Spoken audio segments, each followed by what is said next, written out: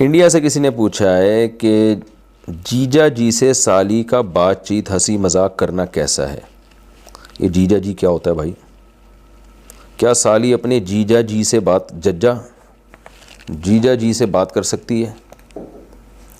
साली है तो मेरा ख्याल है उसका उल्टा बहनोई होता है, शायद बहनोई को जीजा जी कहते हैं। तो खैर, बहनोई से बात करना, मजाक करना ये जायज़ नहीं है, और हंसी मजाक बिल्कुल नाजायज़ है, हराम है। बीवी को चाहिए अपने शौहर से, और शौहर को चाहिए बीवी से हंसी मजाक करे। बीवी की बहनों से फ्री होना ये गैर मुस्लिमों का कल्चर है, और इसके जो साइड इफ़ेक्ट हैं, गंदा एक पलीद मुआशरा वजूद में आ रहा है और ज़िना फैल रहा है सोसाइटी में। उनको तो इसकी कोई परवाह नहीं है कि गधे घोड़ों की तरह ज़िंदगी गुजारो या इंसानों की तरह गुजारो, तो इसलिए उनके यहाँ सब फ्री होता जा रहा है। लेकिन इस्लाम एक पाकीज़ा मज़हब है, वो इसकी इजाज़त नहीं देता आपको।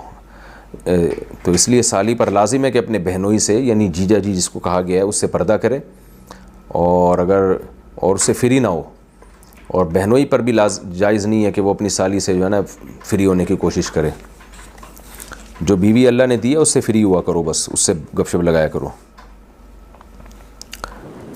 मोहम्मद मुईन कोई से पूछते हैं इस्लाम के बुनियादी अकायद कौन कौन से हैं, इस्लाम के कितने अकायद जिनमें इख्तिलाफ की गुंजाइश नहीं, क्योंकि हर मसलक वाले अपने अकायद की दावत देते हैं। इस्लाम के जो बेसिक अकायद है ना, जो कुरान और सुन्नत में है, उनको उलमा ने ईमान मुफस्सल और ईमान मुजमल में जिक्र कर दिया है। बाज़ लोग ये कहते हैं कि ईमान मुफस्सल ईमान मुजमल किसी हदीस से दिखाओ, तो ये भी एक जहालत वाला सवाल है। ईमान मुफस्सल और ईमान मुजमल इस तरतीब से हदीस से ना भी हो, लेकिन जो ईमान मुफस्सल और ईमान मुजमल में हम जिन चीज़ों का इकरार करते हैं वो सारे कुरान और सुन्नत से साबित हैं। व आमनतु बिल्लाहि व मलाइकतिही व कुतुबिही व रुसुलिही वल यौमिल आखिर वल क़दरि खैरिही व शर्रिही मिनल्लाहि तआला वल बाअस बादल मौत, कि अल्लाह पर ईमान, कि अल्लाह मौजूद है, उसकी तौहीद पर ईमान, और उसके फरिश्तों पर ईमान, उसकी तमाम किताबें जो मशहूर 4 किताबें तौरात, ज़बूर, इंजील, कुरान पाक, और तकदीर पर ईमान के जो अच्छा बुरा है पहले से वो तयशुदा है।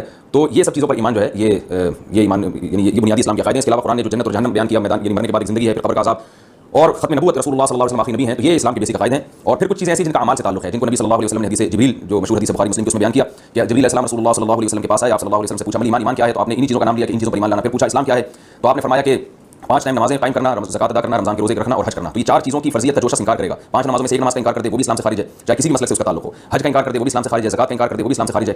तो ये जो और रमज़ान के रोज़ों का इंकार कर दे, किसी एक रोज़े का भी इंकार कर दे वो भी इस्लाम से खारिज है। तो ये 4 अमाल इस्लाम में ऐसे हैं जो तयशुदा हैं, मुतवातिर हैं, इनमें से किसी एक का इंकार करना ये भी कुफ्र है। तो ये मोटे-मोटे अकायदे हैं। उसके बाद फिर तफसील में जब हम जितना ज़्यादा गहराई में जाएंगे तो उसमें इख्तिलाफ होगा। उस इख्तिलाफ का किसी को ना भी पता हो तो कोई हर्ज नहीं है। मैं इस पर एक अक्सर चुटकुला सुनाता हूँ। एक साहब थे सऊदी अरब से, मुझे बार-बार कह रहे थे आप हयातुन नबी ममातुन नबी पर डिटेल में बयान करें। मैंने कहा यार ये कोई इस्लाम के बुनियादी अकायद में से नहीं है। उन्होंने कहा नहीं, ये तो कुफ्र और इस्लाम का मसला है। तो मैंने कहा कि आपकी बेगम के बारे में आपको पता है कि वो हयाती है या ममाती है?